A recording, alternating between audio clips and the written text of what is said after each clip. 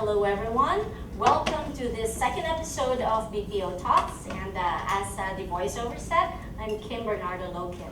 So this is our second episode for the BPO Talks, and this is a very special episode because this is the first time that we will have a live audience with us today, and they are welcome to participate in our forum for this afternoon. Our theme for this afternoon, the new challenges for both the in-house and outsourcing contact centers in the Philippines. So ladies and gentlemen, our guests, right beside me, we will start with a beautiful lady, and she is the IT and Business Process Outsourcing of the Philippines, or IBPAP, Executive Director for Talent Management, Penny Bongato.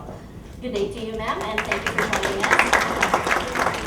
And right beside Miss Penny is the Shalry and Associates Executive Search Founder and Chairman, Mr. Richard Mills. Richard, welcome.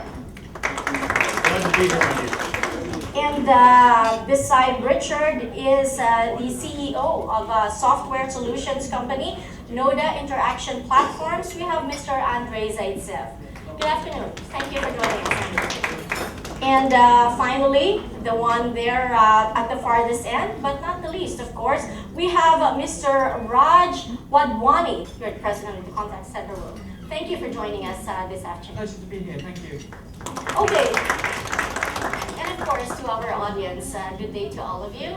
And we shall start the ball rolling. We should first ask, since you are right beside me, Ma'am Penny, we should start with the IBPAP. You know, our first episode for the BPO Talks, we discussed extensively about the Call Center Association of the Philippines.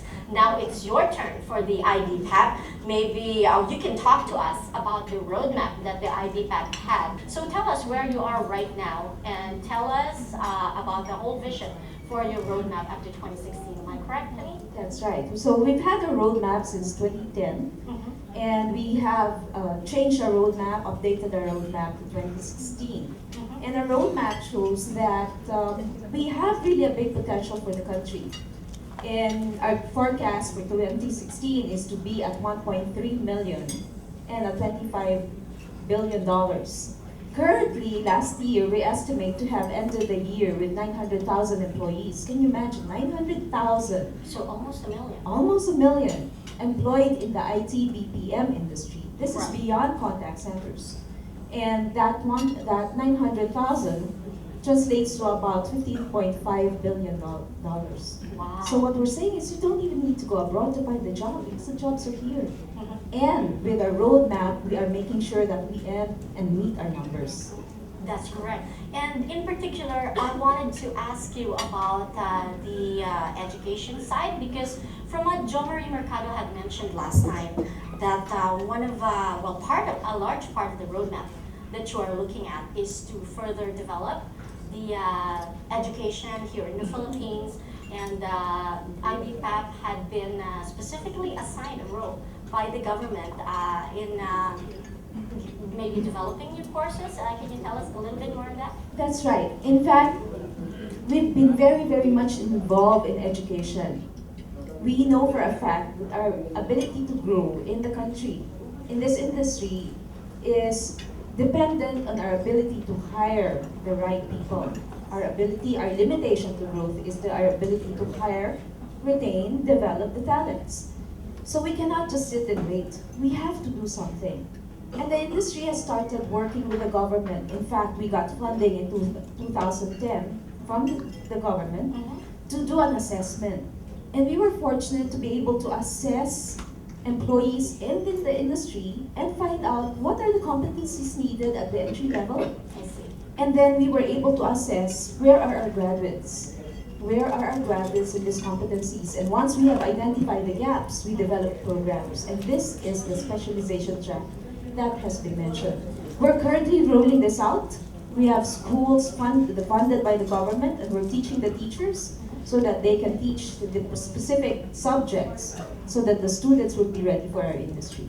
Very exciting times for us. Yes, I am sure that we would like to go back with that particular topic a little bit later, Penny, because I know that one of our guests also here has that exact term in mind or that solution in mind.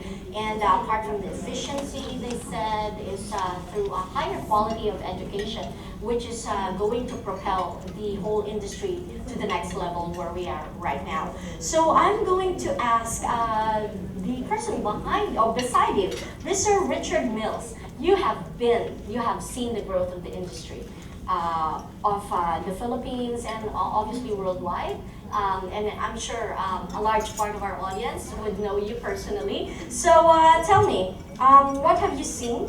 What are the trends that you see? And what are the challenges that we are facing right now and the things that we need to do?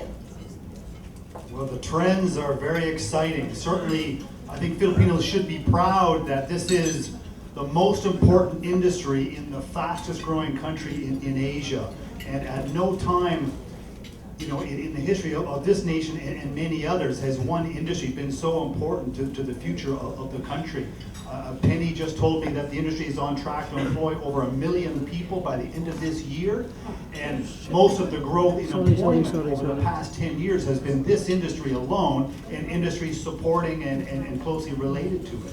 So it's a very exciting time where Philippines has come from nothing in a very competitive industry where throughout the world everybody wanted these jobs. And I can remember at presentations seeing lists of 50 other countries who would like to have this industry as their growth industry. And despite so much growth, so much competition, Philippines emerged as such a power. If we look at other competitor partners, I would call India as a partner of Philippines, and certainly Penny would say that as well.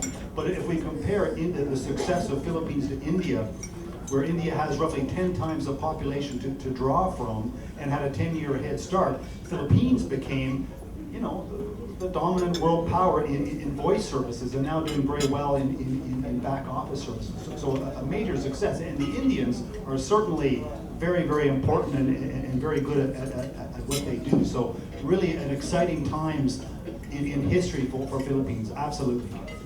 Okay, I mean, that's very good to hear, Richard, but I think in the last episode, we talked about, well, the Philippines is obviously still number one in terms of like the call centers, and that's in particular the voice segment.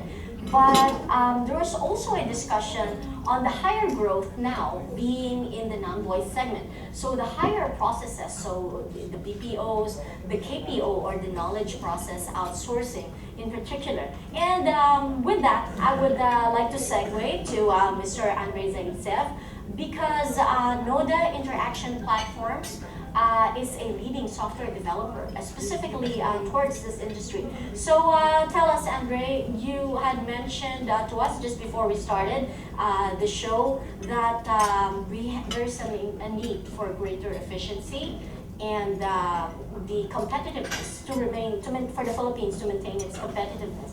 Go ahead, please. Thank you.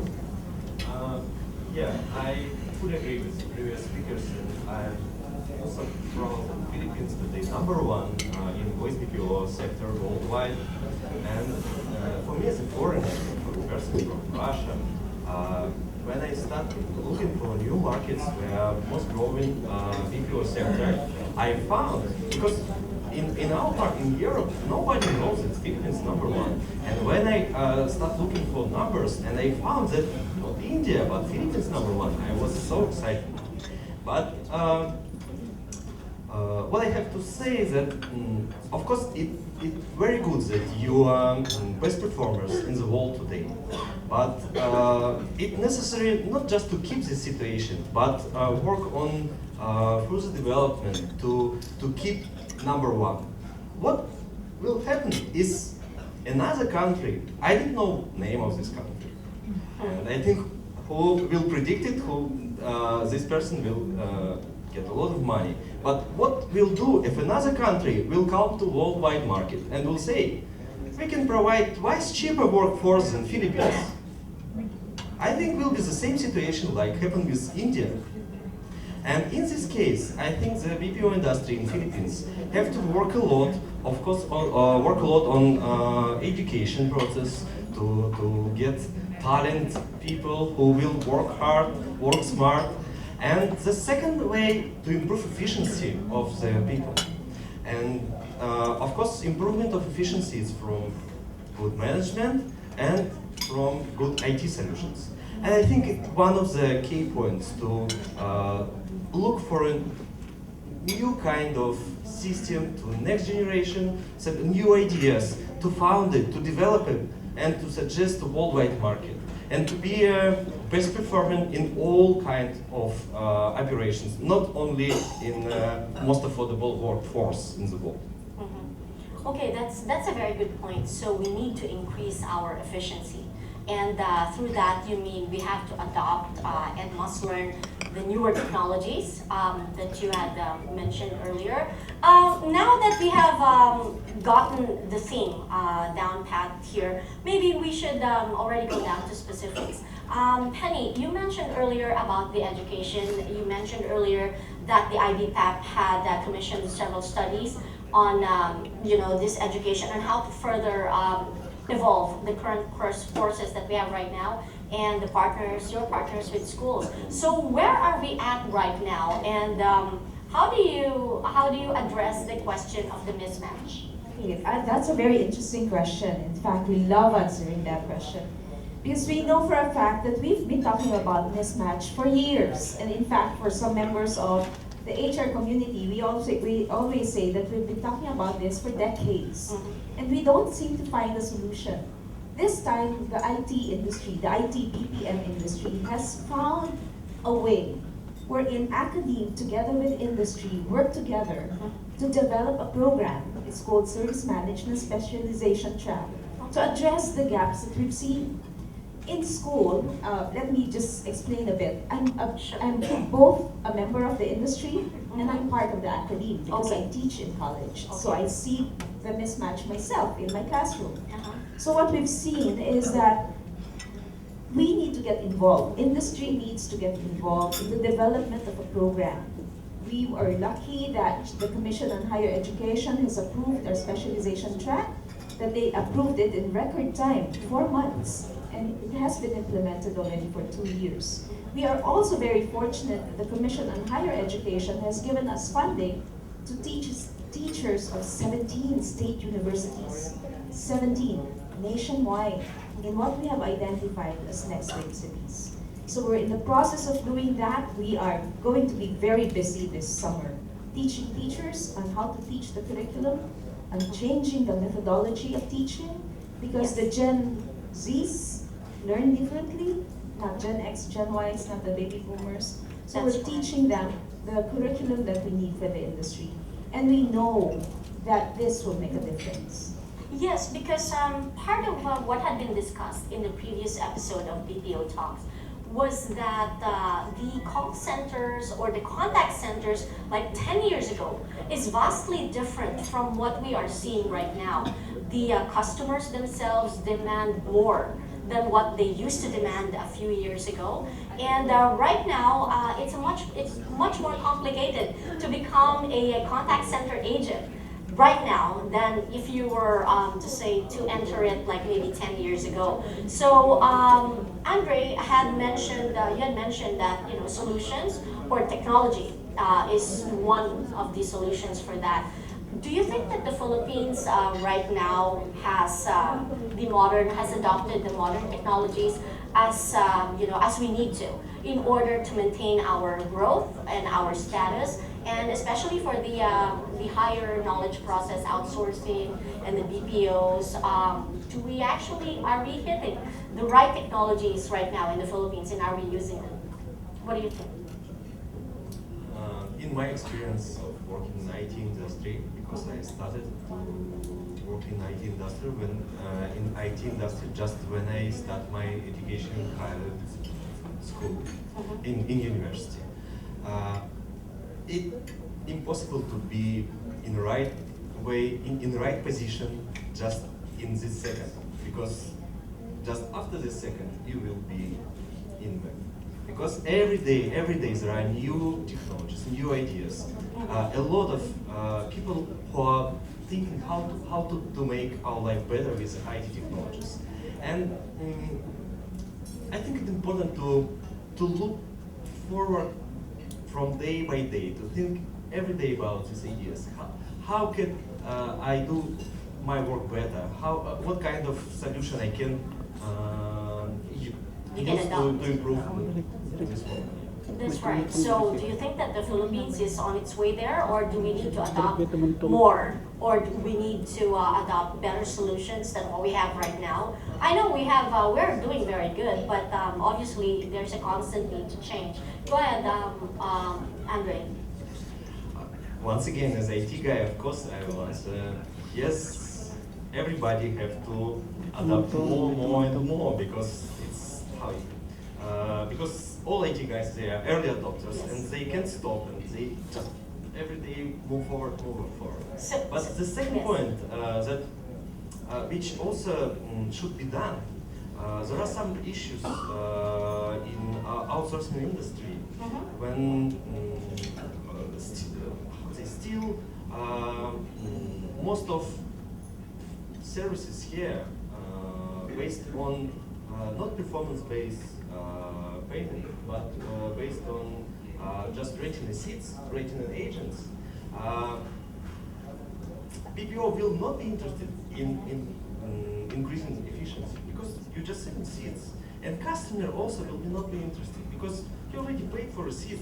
Why to spend time?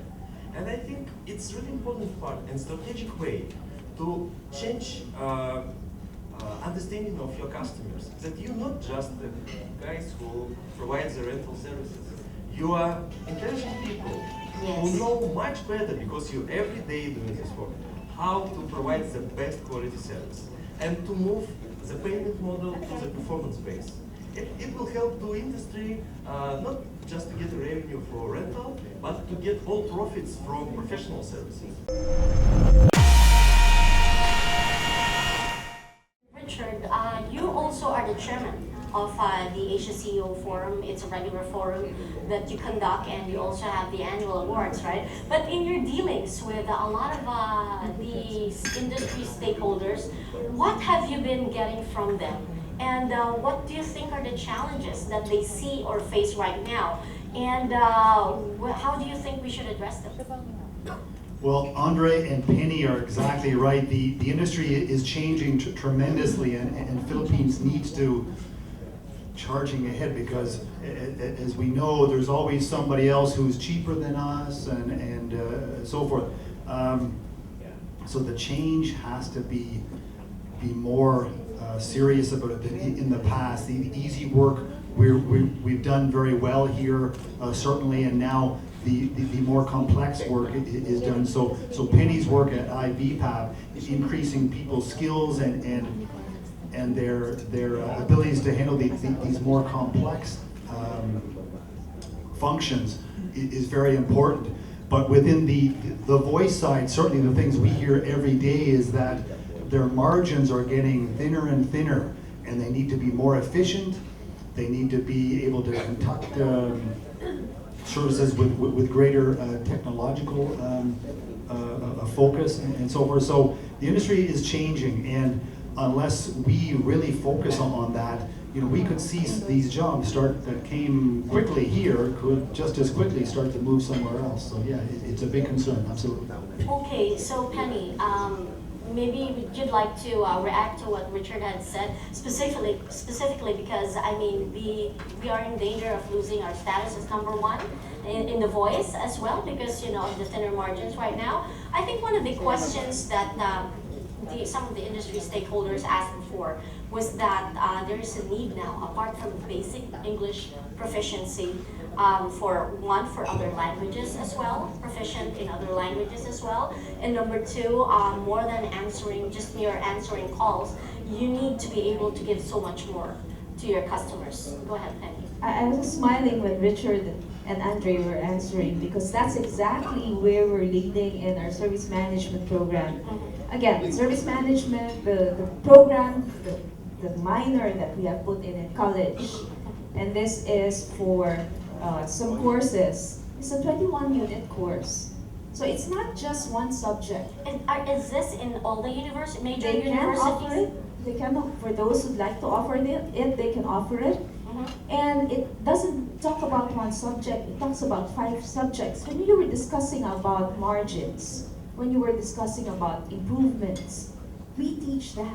Because that's coming from the industry. The industry practitioners are saying, we need the students to learn what is an SLA, what is a service level agreement, what's an SOW, at the 3rd year level. So when they go and start working in the BPO, they know exactly why is it important. That's great, Penny. Sorry to interrupt. That's really good. What is Six Sigma? What is improvement? What is process improvement? Why do we need to do Pareto? All those things we teach at the college level. I'm sure the students will say, what is this? We won't use this. But it comes back. Remember when you were in college and you said, I don't think I'll use this, and when you start working, it starts coming back. So we offer this so that the students will learn it at the college level, so when they start looking for a job, they will think that way already. Critical thinking is important. Right. Because we know that the voice will continue to grow, but the other sectors are also growing. Healthcare is growing, finance and accounting are growing. Yes. A lot of companies are coming here thinking of setting up their shared services, and are very happy about that. But we need to make sure that we have the talents to supply the demand. That's correct, and it goes back again to finding the perfect match, right? So, Reg, I understand that before you came here, you had conducted a survey. You had sent out a list of questions to your members for them to answer. And what I'm interested in finding out right now, as well as our audience here, is that basically, what did you find out? What were the questions based on? And what were the results? Go ahead. Thank you. What we did is we went out to our audience and asked them some questions to do with the outsourcing industry in particular, and also some general business challenges. I'm going to refer to my notes in a second because I can't remember all the statistics off the top of my head. Sure. But when we first of all asked about outsourcing, and we were asking things like what's important in terms of factors, cost, whilst it's in the top 3 or 4, Really? wasn't one of the isn't the main consideration for clients looking at outsourcing. Whereas you ask outsourcers, and their response in the same survey was cost is number 1. So there's a bit of a disparity there in terms of the way outsourcers and clients think about outsourcing. What we also found is when we asked our members about what type of work are you going to be doing more from an outsourcing perspective in the future, we've found that the majority of them are saying that they want to outsource more complex tasks to outsourcers, and they also want to outsource more multi-channel type interactions. So that leads into the non-voice, the web chat, the back office type functions. So that's only a good thing for the industry, that they're certainly looking at providing more complex, which gives security as well to outsourcers, and looking at different types of interactions. And it was interesting, in another survey, we were asking our members what type of services do they currently offer themselves, and how they see that changing over the next 12 months. And in every single area, apart from fax communications, they see themselves doing more with web chat, with video interactions, with voice. So everything is on the increase, that you'd expect, which is a good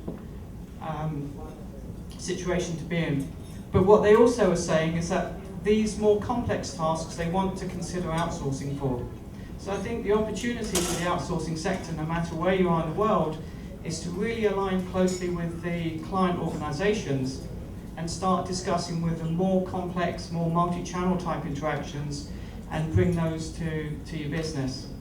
And one last point which I thought was very, very interesting is we actually asked our members, what are the main challenges that you face in your contact center today?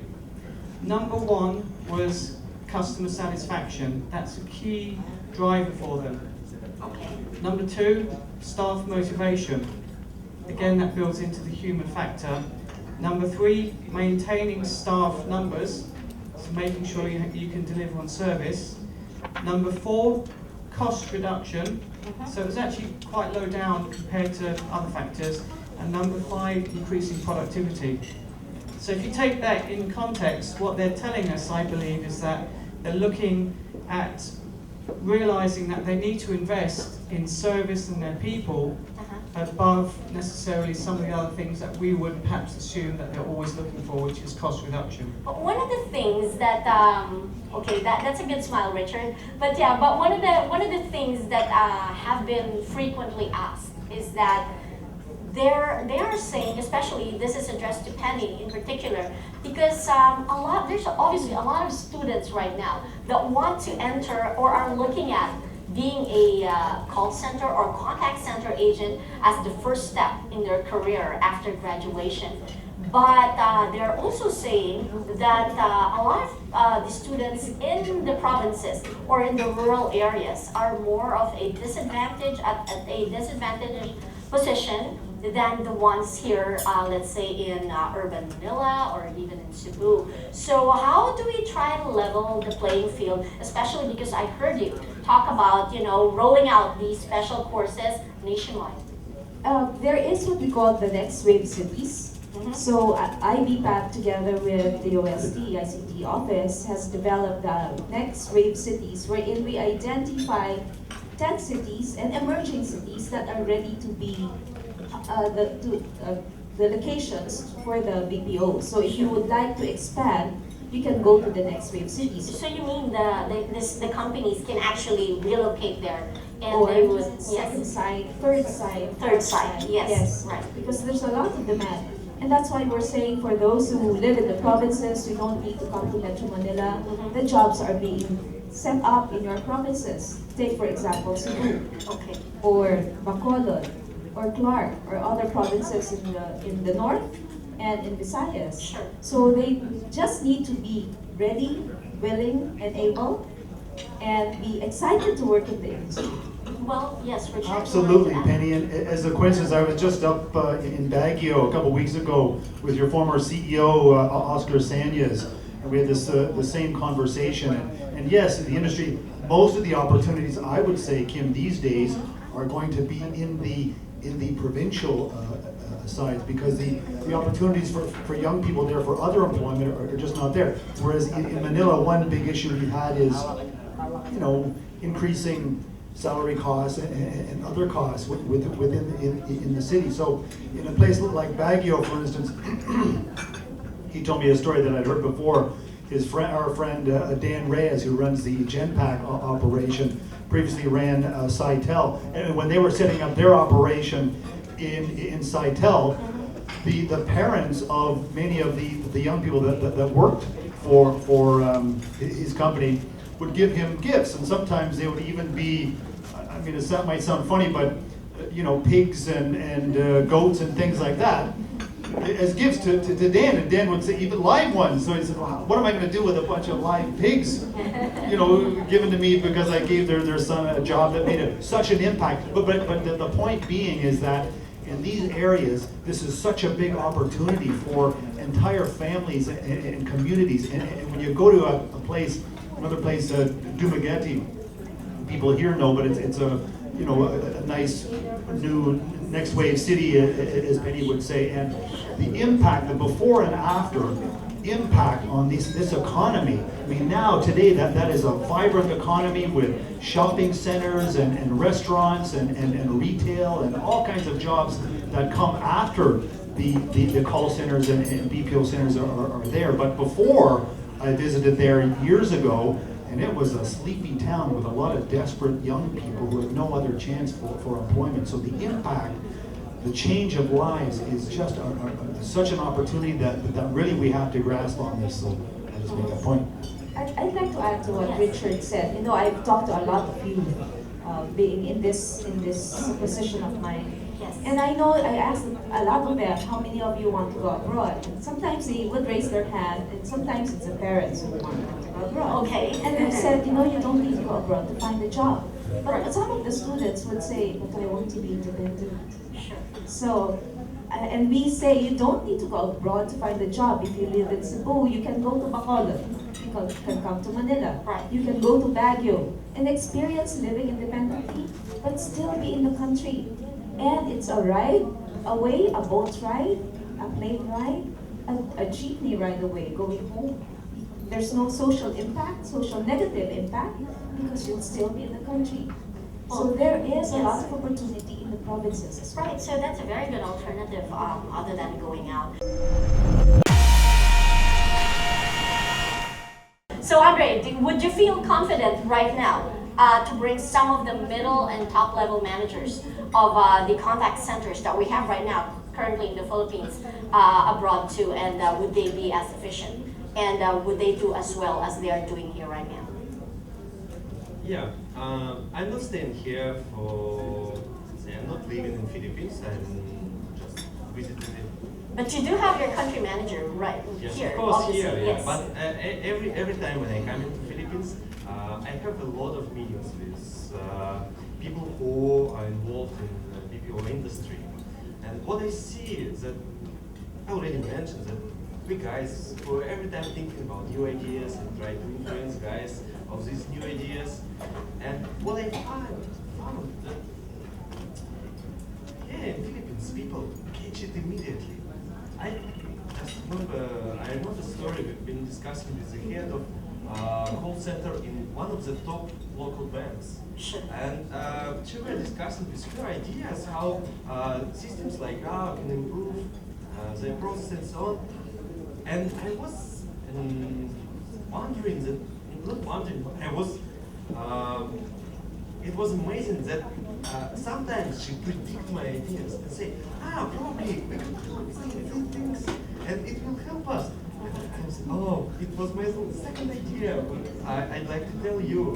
So I think that the management today, they are ready. They are ready to catch new ideas.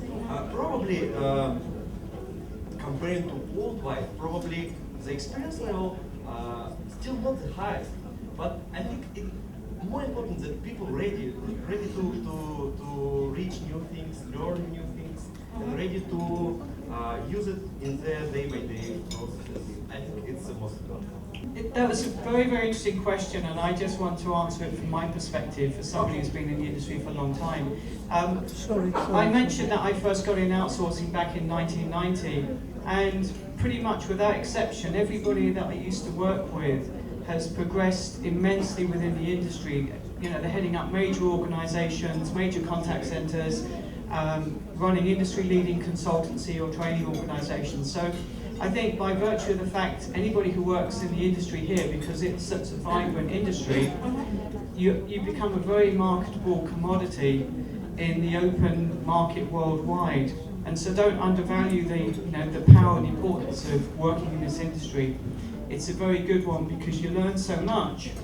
When you work for one client organization, you have a very narrow perspective of what's good and what works and what doesn't work. In the outsourcing sector, I think it broadens your horizons immensely. So everybody you're putting through the industry is very marketable.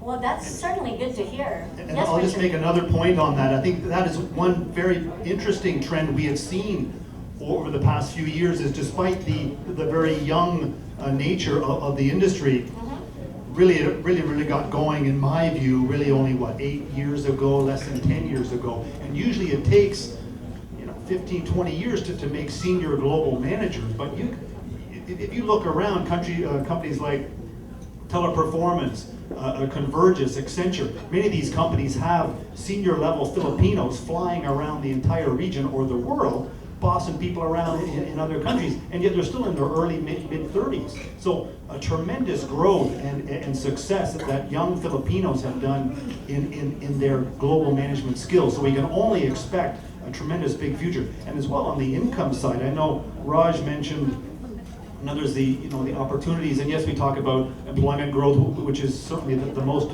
biggest, but something that I have noticed is tremendous opportunities for income opportunities with young Filipinos. And I meet people on a regular basis. I met a gal a couple weeks ago who was in her early 30s or something like this, and earning 600,000 pesos a month as a base, which in US dollar terms, I don't know whether this goes over these, but this is $15,000 a month as a base with all the pluses on top. And these kinds of people are, pretty common these days. People earning US 10, 20,000, sorry, 10, 15,000 dollars per month, with a 30% bonus on top and car and all the other things, right? So now I can tell you in my country, Which is I'm Canada. sure Andrey, Canada, so Yes. it's very rare to see someone at that age earning that kind of an income, and to see that here. And these are people generally who've not worked abroad, although one trend we have seen now is more Filipinos returning to the Philippines. Yes, people are still leaving for other employment opportunities, but many senior people now returning. But you don't even have to do that because the opportunities are here to grow your career. So just to make that clear, I mean, this is an opportunity for tremendous employment and income opportunities. So you can hold that thought for a minute, Penny, because we have a question from the audience. Go ahead. But both of you mentioned something about other countries possibly challenging the leadership role of the Philippines. Just as we overtook India sometime in the last decade, what countries should we be looking out for which could replace us as the number one worldwide? And relative to that, what competitive edge do we have now which we stand to lose? Because then I suppose Ms. Bongato can reply to that. But Africa is the one that everyone talks about. It has a huge population of young people. They are in the same time zone as Europe and much closer to North America, so it's easier in that way. And the profusion of European languages, French, even German, English, of course, Dutch in some countries, different kinds of things. So this is a big opportunity, and many people, still think of it as a very, in a distant future, but every month there's a new announcement of a new telecommunications line that was put into Nigeria and some upgrade in Zimbabwe, and all these things are happening. It's now the fastest growing region in the world, so this is something we all need to worry about, and they are a lot less expensive. As far as what we would lose, or the big advantage I think we have is Filipinos are a smiling, nice bunch of people to work with, and I think that's one of the big things, among many things, but maybe Penny can talk more if you like. Yes, go ahead, Penny. That's surprising, in Africa. On the competitive advantage, and this I've heard many, many times. I've been in the industry, not before BPAP, I was with several companies. And our competitive advantage is our service orientation. It's the Filipino hospitality, it's the Filipino way of providing service. We're very compassionate. The way we answer the phones for contact centers are so different from the way the other nationalities answer because of our care, and it's innate in us. But I would tell you, service culture or service orientation is one of the subjects that we have in our course. Why? Because the young ones today are so digital that they don't sometimes have that face-to-face interaction anymore. So we'd like to be able to keep that service orientation among the Filipinos. I was in India 2 years ago, and I heard a global CEO of an Indian company say, clients are willing to pay X% more for a Filipino Asian because of the kind of service that we provide. In a forum, and I was so happy I had to say something. And after that, they all came to me and asked me about what we're doing in the country. So it's really our service orientation. It's really the kind of service that the Filipinos provide. And that is an advantage that we have around the world, similar to our own Philippines. Okay, yes, Raj, you want I just want to add on to the question as well, because looking at things from a global perspective, I agree with Richard. South Africa is certainly a force to be reckoned with. We run global awards every year, and we see the South Africans are very active in terms of best practices. So they're on the international stage, they are very passionate about the industry, their people are very good, their people are very passionate from a service perspective. So I think we have to be careful we don't become complacent over here, that service is a key differentiator. What we also find is other emerging countries around the world that you guys need to be aware of. There's a lot of activity in Central America. Now they're not as big as you, but if you look at Costa Rica, if you look at Guatemala, they're all pitching in big time to the North American marketplace. And then you've also got Eastern Europe.